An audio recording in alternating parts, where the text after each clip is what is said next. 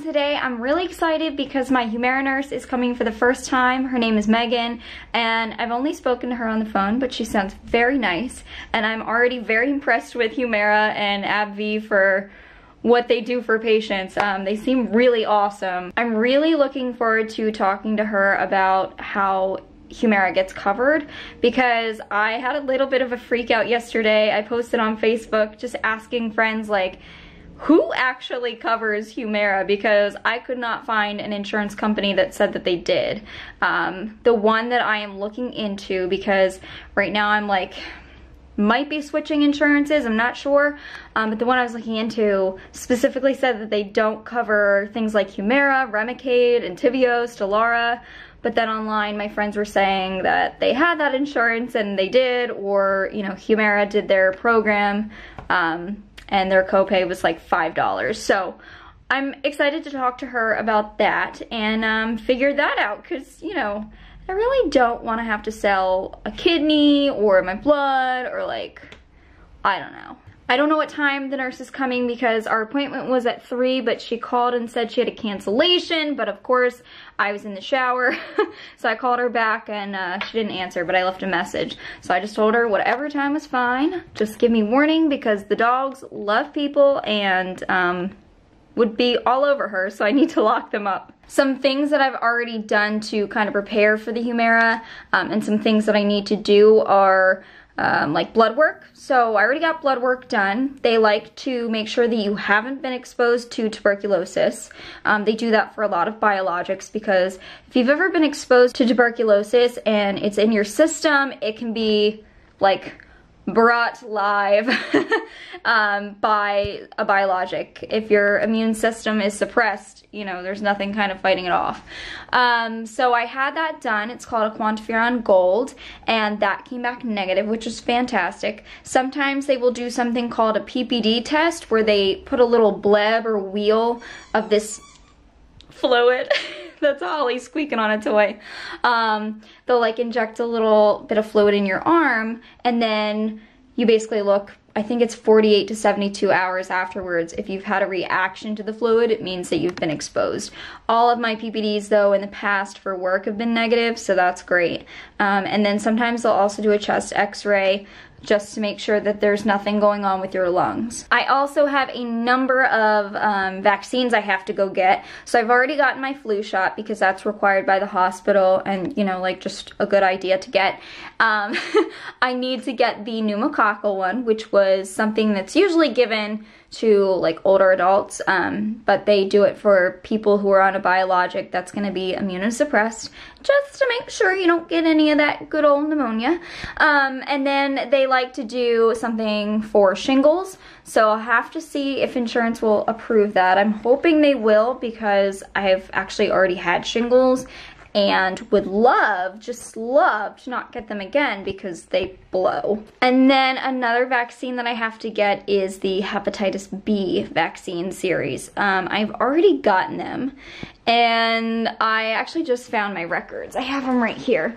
I got my hepatitis B very shortly after I was born, so a couple months after, in 1993, and then I was checked. Hold on. I was checked for immunity in 2013, and I think that I was checked for immunity before I started my nursing job, which would have been 2016, and I was immune all of those years, but I just came back non-immune. So I guess that I'm gonna have to go get that whole series redone and hope that I don't get hepatitis B. We'll just get all that taken care of. I wanted to wait to start all these vaccines, because my doctor said it's fine if I start the Humira first and then get the vaccines. But I wanted to wait until I talked to the nurse today, because I want to see her take, like, can I start the Humira and get the vaccine close to each other? None of these are live vaccines, I don't believe. No, I don't think so. So I should be okay, but, you know. But now I'm just playing the waiting game. I'm gonna maybe clean up a little bit more, because we're like really gross people, and I don't want this nurse to think that we're disgusting. even though we are. She's gonna think we're gross. It's fine. I'm lighting lots of candles. You know, dogs just make things disgusting, but I love it. Oh yeah, I wanted to show you guys this. So I just got a ton of ostomy supplies here. Ignore these. I'll explain those little pads later. But originally, you guys know that I've been using the Hollister bags, and a lot of people have been really mad at me for not putting the number in my videos. So there's the number for you for the flange. This is the 2 1/4 flange. But these are actually the Sarah Plus ones. They came out with these. I think it's supposed to be all natural materials, and ignore the rose petals over here. This is supposed to be like all natural, non-man-made materials. I don't really know. Because my skin will not take the fabric. It does not take the fabric border around the flange. And it still does not with the Sarah Plus. I even tried the ones without the fabric or tape border, and those just leak immediately, like they will not stick to me. So I bought one more box of these, but they're kind of just backup. But somebody had said in my video, like, you should do the what is it? I sound like an idiot right now. The Sentura Mio from Coloplast. Well, here you go. I am. They're not my most favorite bag, but like they do the job. You guys know I like the non-drainable, so I bought a box of the non-drainable pouches. This is 30. Some people are also upset because they're telling me that I'm wasting my bags and just like have a lot of trash. But to let you know, with my Hollister and with these, this is going to sound really weird, I empty a lot of the time through the ring. So I'll take the whole bag off and empty through that and reuse it. And I know people are going to think either I'm gross or I don't know, but that is what has worked for me. The only thing I find weird about these bags is there's some sort of filter system that I have to cut out of them because I can't empty it otherwise. My output gets stuck in the bag. It's very strange. But I bought those, but I also bought the drainable so I can kind of switch between them depending on what I need.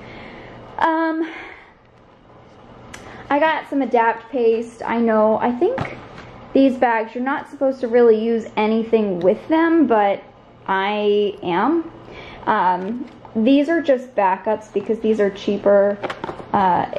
Not adhesive, what am I saying? Skin barrier wipes or skin protective wipes. These are a little bit cheaper than the ones that I get, so I just keep them as backup in case, you know, I need extra. And then I just got these. These are my favorite barriers. I know there are some that Coloplast does make to specifically go with these flanges, but I don't particularly like them. So I get these from Trio, and look what they did to the package. This is so funny. To help Maggie's bag stay on for 8 days, because I made a video for them, and I said that in the video, and it's really true. I'm just like, they really make the bag last way longer than they should. It's awesome. But I found that funny because they just like put a new label on. It's like stuck onto their, can you see that? You can like peel up and see their real label. So funny, I love it. So the nurse from Humira just left and she was fabulous. We wound up talking about nursing for a while, but she was so great and helped me understand like how to make sure my insurance is going to approve this and all of that. We called the Humira line that basically they call my insurance company to make sure everything's good. Yeah, I like am so excited. And also everybody on Facebook where I made that post, they were so helpful. My Facebook friends who've been on Humira, or you know, they're taking care of somebody who's getting Humira. So thank you guys for that. I was just like freaking out that my insurance wasn't gonna cover it. But you guys and this nurse made me feel a lot better about it, so whew. But she gave me some goodies here. So a little Crohn's disease packet. This is the information about the specialty pharmacy. Understanding health insurance, which I'm excited to actually look through this because I think this is so helpful, especially for patients who have never really dealt with insurance companies, like basically me. There's a little app that I can download, and then a little calendar. Look at how cute. Yay. I'm excited.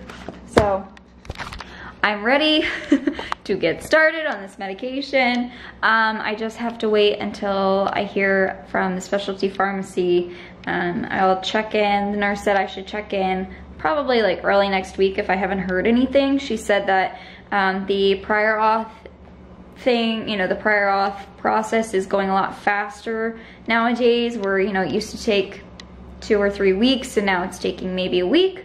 So keeping my fingers crossed, because I told her, I was like, I just want to get started, and she's like, yep, that's kind of how it is for everybody. So that was really good. And now I am baking a pizza that I got at Trader Joe's because I'm hungry and the dogs are really wanting to go outside. Right, Nan? My little itchy dog. Nanners. Hi. Oh my gosh, I ate that whole pizza and it was so good, but it was a lot. And now Zach is gonna be home soon and we're probably gonna have dinner and I'm not gonna have an appetite, so go me. But that is okay. I'm just glad I ate. But yeah, alright guys, I'm gonna finish off the night by doing a little bit of work here, and I will see you all in the next video. Thanks for watching. Bye.